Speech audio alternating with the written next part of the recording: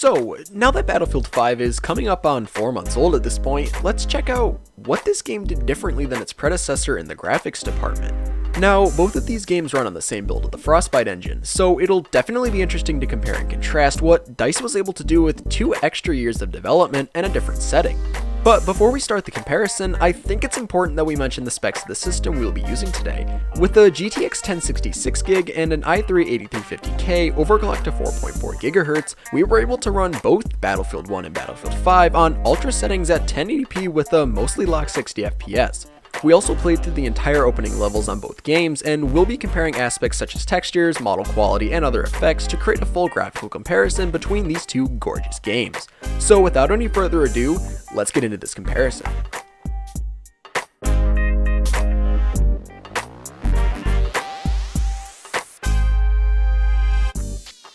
Starting off with Battlefield 1, the first thing that jumped out to us was the impressive skin rendering. While it does seem to lack some form of subsurface scattering, the lighting effects and reflectiveness of the sweat on the soldier's face really are impressive, and they look visually stunning.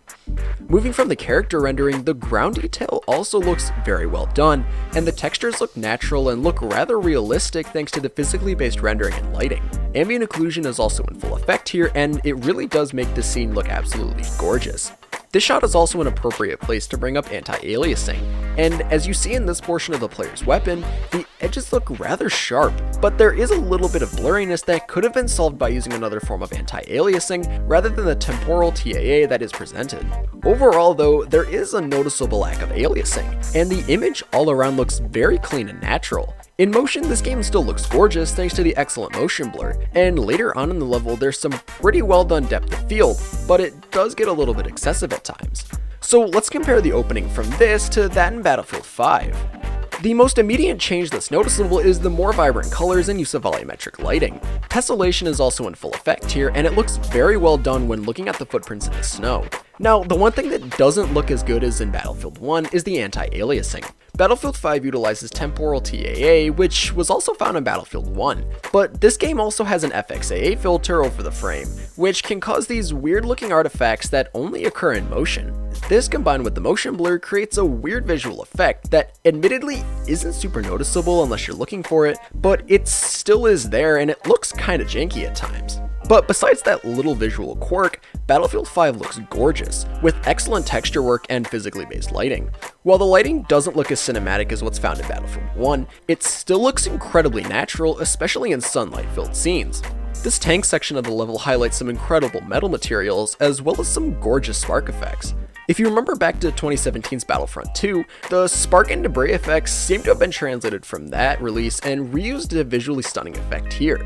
In fact, explosions in Battlefield 5 seem to be filled with more particle effects than in Battlefield 1, while in Battlefield 1 the explosions were filled more with smoke and other kicked up debris. Another visually stunning moment is this sniper scene, which really shows off more materials and brings some rather realistic looking sun effects.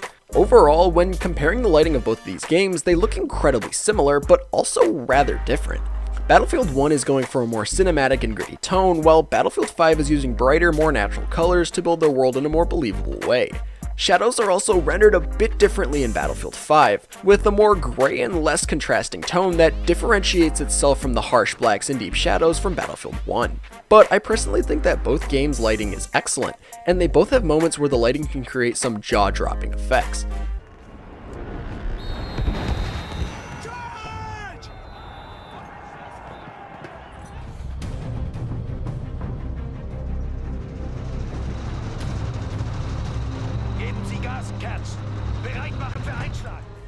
Moving away from the lighting, the models in Battlefield 5 look almost identical to the models found in Battlefield 1. The only big difference that I found to be really noticeable is the design of the hand model. In Battlefield 1, the hands have a more bulbous shape, especially around the knuckles and other joints, while Battlefield 5 has more natural looking but also admittedly a little weirdly lit hands. They don't look terrible by any means, but they look noticeably different from their predecessor. It's mostly just a change in art direction, I'm sure, with Battlefield 5 favoring more realistic features and animations. Weapon-wise, both games feature similar amounts of detail, and a lot of animations are almost identical between the two games. I personally like the models from Battlefield 1, but Battlefield 5 features some pretty impressive modeling as well, and they feature almost the same amount of detail. The environmental details also feel rather similar between the two games. Battlefield 1 features more rural locations, while Battlefield 5 utilizes more urban and developed environments. While this makes sense from a timelines perspective, I've found myself to be looking more at the landscapes of Battlefield 1 than in Battlefield 5. Something about the way nature is presented in these two games is just different, and I found that Battlefield 5 utilizes more tessellation to emphasize ground detail, while Battlefield 1 uses more props scattered throughout the game world. Texture-wise, both of these games look excellent, and the quality of their textures are almost identical. In fact, the only real big difference between the two games is just the way that light interacts with the materials, which as a result gives Battlefield 1 a more gray and brown looking texture palette. But from a raw detail perspective, both of these games are on par with each other, but I did find that the ground textures looked a little sharper in some aspects in Battlefield 5. They really don't look too different, and I probably wouldn't be able to tell these two games apart if they were put side by side. Okay, so what's the consensus with these two visual benchmarks? Well, it really just comes down to personal preference. In fact, the only big difference between the two games is their art style, which looks gorgeous in both cases.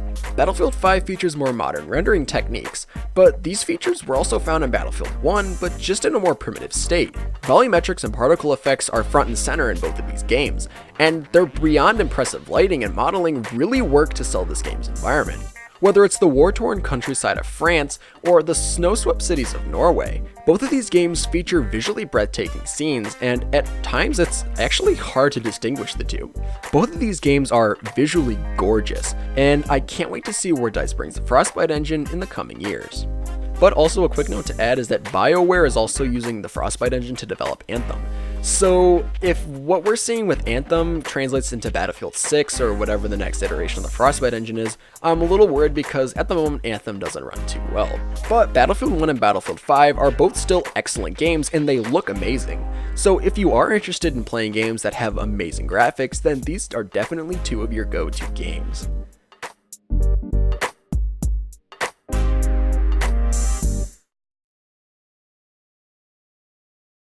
So thank you for watching, and if you enjoyed, don't forget to leave a like and subscribe, and click the bell icon so you'll be notified about all our future uploads. If you want updates or want to talk to me and other members of the community, be sure to check out the Discord in the description below, and I can't wait to talk to you on there. And also, tell us, which game do you think looks better? I personally love the graphical design and features of both games, and I love the different paths that these games took to build their respective environments. But I can't wait to see what you guys have to say, and I hope you all have a fantastic day. Also, before I go, I just wanted to thank you all for 1,300 subscribers. I can't believe how far we've come, and it's really been such an incredible journey to grow and meet all of you who show your support.